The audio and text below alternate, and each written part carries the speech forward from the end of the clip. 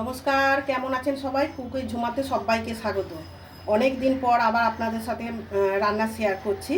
তা আজকে রান্নাটা যেটা করব সেটা দই পটল, খুবই পরিচিত। আর তার জন্য আমি পটলগুলো একটু বড় বড় পটল আমি এদিকে ছাড়িয়ে অল্প অল্প খোসা রেখে আর দুদিকে চিড়ে নিয়েছি। এবার আমি এটাকে নুন হলুদ দিয়ে ভালো করে ভেজে নেব। আমি এটা পুরোটাই সরষের তেলে করব।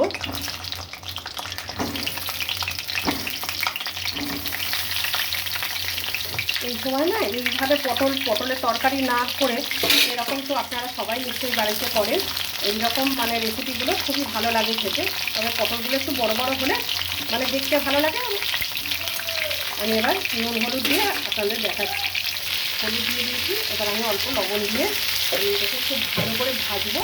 ভেজে আপনার সাথে আমি দেখাচ্ছি। পটলগুলো খুব ভালো করে ভেজে নিয়েছি নুন হলুদ দিয়ে, বা তুলে নেবো, তুলে দেখাচ্ছি।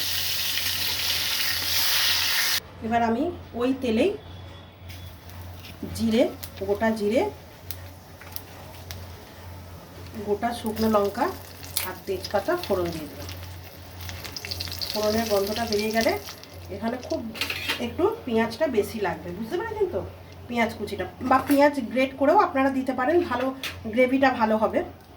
এখানে আমার 10 পিস বড় বড় দেখেছেন পটলের সাইজগুলো 10 পিস রয়েছে। ওই গুনে গুনে খাওয়া না আমাদের দ্বারা হয় না, বুঝতে পেরেছেন তো? ওই 4-5টা পটলই হয়ে যাবে ওরকম নয়। জানেন, যারা খেতে ভালোবাসেন তারা এরকমভাবেই ওই গুনে গুনে খান না, আমার সাথে একমত নিশ্চয়ই হবেন। এবার পেঁয়াজটা খুব ভালো করে লাল করে, এই যে কালো হয়েছে, পটলটা ভাজলে জানেন তেলটা একটু কালো হয়ে যায়, কিন্তু আমার সব রান্না হয়ে গেছে। এটা আপনাদের সাথে শেয়ার করব বলে আমি আর কি লাস্টে করলাম, তেলটা নষ্ট করতে গায়ে লাগে। এটাকে খুব ভালো করে, আর কম তেলেই করছি, খুব ভালো করে আমি ভেজে নেবো লাল করে। এদিকে পেঁয়াজটা ভাজা ভাজা হোক, এদিকে ভাতটা বসিয়ে দিয়েছি। ভাত একবার হয়ে গেছে, ছোটো মেয়ে স্কুলে খেয়ে গেছে ভাত, তা আমার দুবার ভাত হয় বরাবরই। আর আপনার আমি গরম ভাত, সত্যি কথা আমাদের ঠান্ডা ভাত কেউ খেতে পারি না, ওই জন্য লাস্টে আবার এখন 1টা বেজে গেছে, 1:15, ভাত হয়ে গেছে, হয়ে যাবে একটু পরেই। এবার জাস্ট পটলের এই পটলটা আমার হয়ে গেলে হয়ে যাবে। চলুন আপনাদের সাথে কী কী রান্না করেছি সেটাও দেখিয়ে দিচ্ছি। এখানে আমার এগুলো হয়েই গেছে, উচ্ছে আলু পেঁয়াজ ভাজা। আর এখানে করেছি পেঁপে, কাঁচকলা আর লাউ ডাঁটা রুই মাছ দিয়ে ঝোল।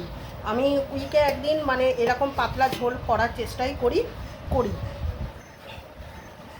অনেক দিন পর রেসিপি শেয়ার করছি, কারণ আমি সত্যি কথা যেটা পারি না সেটা লজ্জার, আমার মনে হয় লজ্জার কিছু নেই, আমি এডিট করতে পারি না। আর এতে মনে হয় যে জিনিসটা পারি না তাতে স্বীকার করাটা সবথেকে শ্রেয়। আমার মেয়ে করে দেয়, কিন্তু মেয়ে এখন আপাতত এই টাইমটা থাকে না, সেই জন্য আমি রান্না আপনাদের সাথে শেয়ার করতে পারছি না। তা যখন যেরকম পারবো শেয়ার করব। প্রত্যেক দিন যে করতে পারবো তা কোনো কথা দিতে পারছি না, কারণ আমার প্রচুর কাজ থাকে। হ্যাঁ, সেসব সামলে এই এডিট করে, আর আমি পারিও না, মেয়েই করে দিত। সেই জন্য বেশিরভাগ রেসিপি দেখতে পেতেন, কিন্তু আমি যখন যেরকম চেষ্টা করব। পেঁয়াজটা খুব ভালো করে ভেজে দেখাচ্ছি। ভাজা ভাজা হয়ে এসে আদা রসুনের পেস্টটা, আর এখানে জিরে ধনে বাটা আমি সিলে বেটে রেখেছি, আপনারা গুঁড়ো দিতেও পারেন। এবার মশলাটা আমি একটু কষিয়ে নেবো, দিয়ে হলুদ লঙ্কা গুঁড়ো দেবো।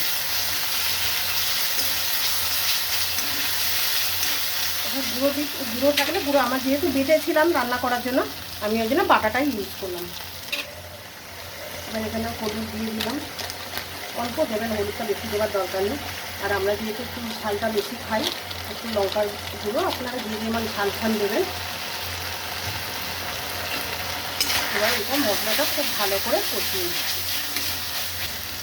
এবার দেখুন মশলা থেকে খুব ভালো করে তেলটা রিলিজ করে গেছে, তারপরে মশলাটা খুব ভালো করে কষানো হয়ে গেছে। এবার আমি গ্যাসের ফ্লেমটা লো করে দিলাম, নাহলে ওইটা কেটে যাবে। খুব ভালো করে ফেটিয়ে নিতে হবে। আমি ফেটিয়ে রেখেছিলাম, জাস্ট একটু নুন দিয়ে ফেটিয়ে রেখেছি। এবার এটা খুব ভালো করে ফুটিয়ে আমি কষাবো। এবার দেখুন কালারটা দেখেছেন। এবার আমি একটু কাসুরি মেথি হাতে ক্রাশ করে আমি দিয়ে দিলাম। দিয়ে আরেকটু আমি কষিয়ে নেব, খুব ভালো করে কষিয়ে পটলটা দিয়ে দেবো। এইবার আমি দেখেছি খুব ভালো করে মশলাটা কষানো হয়ে গেছে, কালারটা দেখেছেন। এবার আমি পটলগুলো দিয়ে আর একটু কষিয়ে নেব, জাস্ট হালকা হাতে একটু কষিয়ে নেবেন, তাহলে টেস্টটা খুব ভালো হয়। আর আমি এতে অবশ্যই একটু চিনি লাগবে, নাহলে মানে ব্যালেন্সটা খুব ভালো হবে না। তবে আমি এখন দেবো না, চিনিটা লাস্টে দেবো।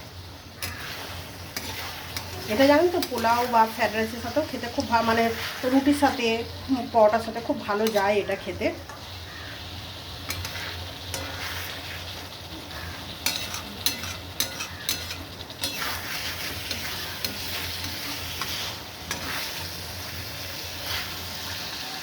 এবার আমি এতদিনে জেনে গেছেন আমি গরম জল দিই, এবার আমি জল গরমটা দিই। ব্যাস, এবার আমি লবণ দিয়ে দেবো পরিমাণ মতো, যেহেতু পটল ভাজার সময় লবণ ছিল একটু পরিমাণ মতো দিয়ে দিলাম। ব্যাস, জাস্ট কালারটা দেখুন। রেসিপিটা যদি ভালো লেগে থাকে অবশ্যই জানাবেন। এই যে চিনি বলেছিলাম সামান্য করে দেখলেন, সামান্য দিয়ে দিয়েছি। আর আমি গরম মশলা খুব অল্প দেবো, কারণ যেহেতু কাসুরি মেথির গন্ধটা খুব ভালো লাগে, নাহলে গরম মশলা দিলে কাসুরি মেথির গন্ধ ফ্লেভারটা একটু চলে যাবে। আমি অল্প করে গরম মশলা দিলাম,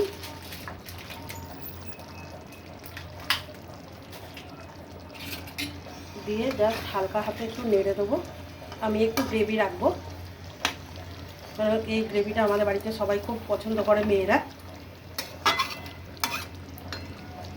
দিয়ে আর এতদিনে জেনেই গেছেন আমি একটু কাঁচা লঙ্কা ভালোবাসি, আর ওপর থেকে টমেটোটা আমি দিয়ে দেবো, আর চিরা কাঁচা লঙ্কা জাস্ট আমি দিয়ে দেবো। দিয়ে আমার কিন্তু রান্নাটা হয়ে গেছে, আমি জাস্ট একটু গ্যাসটা অফ করে আমি স্ট্যান্ডিং টাইমে দিয়ে দেবো, তারপরে লুকটা আপনাদের দেখাচ্ছি। দুই পটলের কালারটা দেখে নিন। আর এই যে টমেটোগুলো লাস্টে দিয়ে স্ট্যান্ডিং টাইমে রেখেছিলাম, এটা যখন মুখে পড়বে না টমেটোটা কিন্তু একটুও গলবে না, অথচ যখন খাবেন দারুণ একটা ফ্লেভার আসে। আমার খুব ভালো লাগে, এইভাবে একবার করে দেখবেন, খুব ভালো লাগবে। ধনেপাতা থাকলে ভালো হতো, একদম একটুখানি ছিল, আমি জাস্ট একটু ছড়িয়ে দিলাম, কিন্তু নেই। আপনারা দেবেন, ভালো লাগবে। তার রেসিপিটা যদি ভালো লেগে থাকে অবশ্যই লাইক শেয়ার কমেন্ট করে দেবেন, আর প্লিজ আমার চ্যানেলটিকে সাবস্ক্রাইব করে দেবেন। শুভ দুপুর বন্ধুরা।